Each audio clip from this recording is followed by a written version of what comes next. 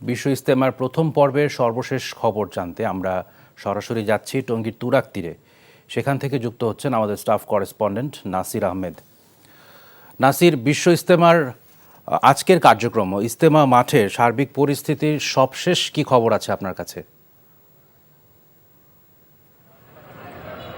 বাবু, বিশ্ব ইজতেমার প্রথম পর্বের প্রথম ধাপের আজকে দ্বিতীয় দিনে প্রথম দিনের মতোই সকাল থেকে ফজর নামাজের পর থেকে বয়ান শুরু হয়েছে।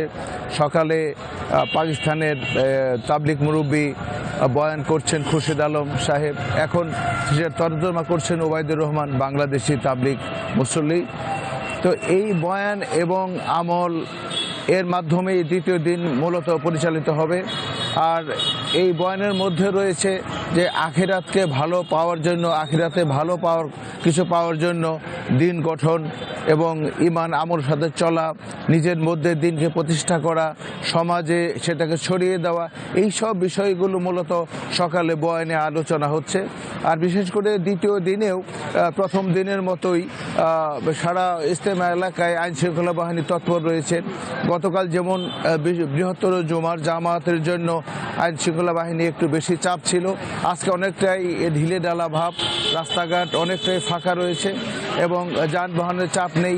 বিশেষ করে তাবলিগ জামাতের জুবাইর অনুসারীদের দুই পর্বে ইজতেমা হচ্ছে। আজকে প্রথম ধাপে যেটা 42টি জেলা অর্থাৎ 41 জেলা এবং ঢাকা জেলার আংশিক এখানে মুসল্লি যোগদান করেছেন এবং আগামী 3 তারিখ থেকে বাকি 22 জেলার তাবলিগ মুসল্লিরা যোগদান করবেন। সে কারণেই মুসল্লিদের চাপ অনেকটাই কম।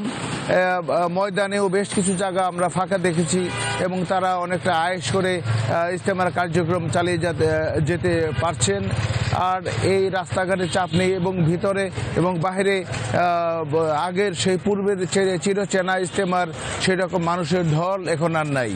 আর বিশেষ করে ইজতেমার তাদের আগত মুসল্লিদের স্বাস্থ্য সেবা চিন্তা করে এখানে প্রায় 150 ফ্রি মেডিকেল ক্যাম্প রয়েছে, যার দ্বারা তাদের চিকিৎসা সেবা দেওয়া হচ্ছে।